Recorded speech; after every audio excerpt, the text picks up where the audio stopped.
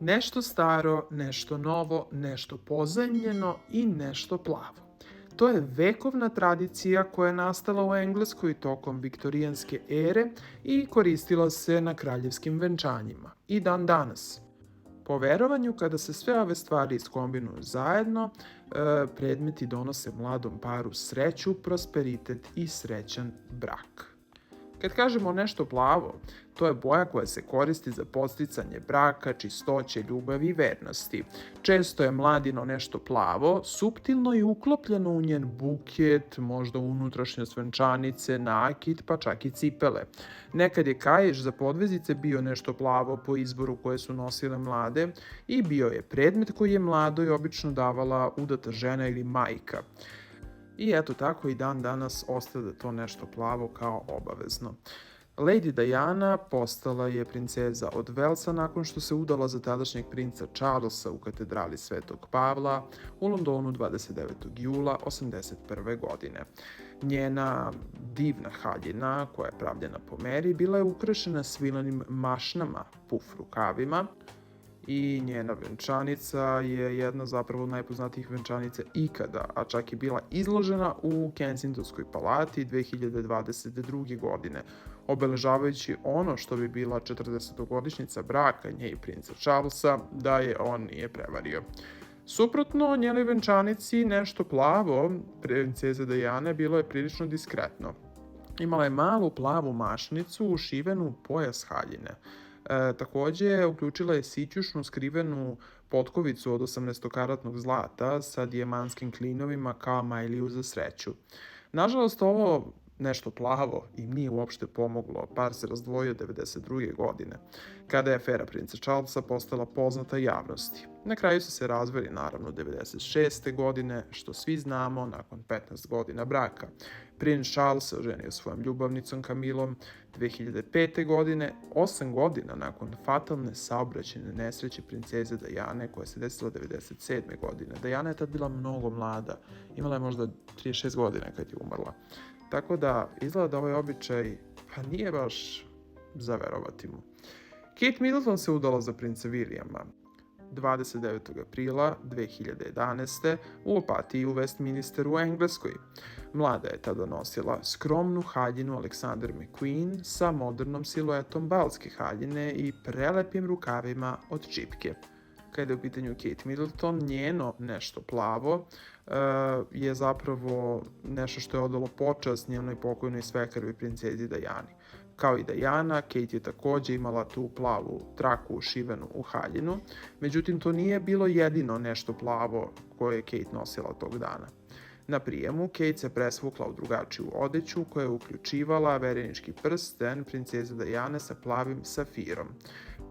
Prsten od belog zlata od 18 karata sadrži ogroman plavi safir od 12 karata, okružen sa 14 manjih dijamanata u obliku pasijansa. Tako da Kate je ispoštovala tradiciju, a i svoju pokojnu svekrvu Dianu. Samo se nadamo da se njen brak sa Williamom neće završiti isto kao Dianin sa Charlesom. Princ Harry i Meghan Markle venčali su se u St. George kapeli u zamku Windsor 19. maja 2018. Tada je Meghan Markle nosila Givenchy haljinu, klasične minimalističke siluete sa blagim otvorenim ramenima. Takođe je nosila veo do katedrale koja je držala dijamantska tijara kraljice Marije, koja joj je služila kao nešto pozajmljeno po onoj tradiciji. Dakle, slično kao Kate Middleton, Meghan je takođe odala počast svoje pokojnoj svekrvi Diani, tako što je uključila, zapravo stavila malu plavu traku u njenu venčanicu, ušila je, ali stvarna tkanina koju je odabrala bila je takođe značajna. Meghan je podelila u jednom intervjuu da je za to njeno nešto plavo iskoristila komad plave tkanine koju je nosila na prvom sastanku sa princom Harijem. I to je ona stavila simbolično kao eto njeno nešto plavo. Za venčanje Meghan se takođe isto presvukla u raskošnu haljinu od svilene boje slonovače, a pored toga čini se da je iskopirala Kate jer je ona stavila neki ogroman prsten koji je pripadao princezi Diani i obula je satenske cipele Aqua Azura sa plavim đonom. Samo nekoliko meseci nakon što se Meghan i Harry venčali, princeza Eugenie od Yorka i Jack Brooksbank takođe su se venčali u zamku Windsor 12. oktobra 2018. Mlada je tad nosila divnu skupu haljinu koja je imala preklopni V izrez, a princeza Eugenie se zapravo odlučila na malo drugačije nešto plavo. Ona je uključila suptilne naznake plavog čička u svoj buket.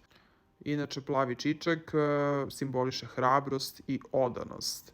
Što se tiče onog nešto pozemljeno, ona je pozajmila tijaru od svoje bake kraljice. Izbor tijare je takođe bio značajan jer je uključivao blistavu boju, što je retkost u kraljevskim tijarama jer su obično dijamantske. Zara Phillips i Mike Tindall venčali su se u Edinburgu 30. jula 2011. Mlada je nosila svilenu haljinu sa debelim naramenicama od tila, a što se tiče njenog nečeg pozemljenog, mlada je nosila dijamantsku tijaru koja je pripadala njenoj majici, princezi Ani, Charlesovoj sestri, Elizabetinoj ćerki, a jednom je bila poklonjena i kraljici Elizabeti na dan njenog venčanja 47. ta tijara. Kršeći tradiciju, Zara je imala veoma jedinstven pogled na svoje nešto plavo, kad je u pitanju njeno venčanje. Ona je u jednom intervjuu čak otkrila bledo ružičasti manikir i iznenađujući električno plavi pedikir. Zara je otkrila u jednom intervjuu da je to bilo njeno nešto plavo, iako u kraljevskoj tradiciji njeni plavo ofarbani prsti bili su sakriveni u njenim belim štiklama, što je činilo nešto njeno plavo i to je verovatno najkreativnije na ovoj listi, ali neobično. Camilla Parker Bowles i kralj Charles III venčali su se na građanskoj ceremoniji, nakon čega je usledio bračni blagoslov u St. George kapeli u zamku Windsor 9. aprila 2005.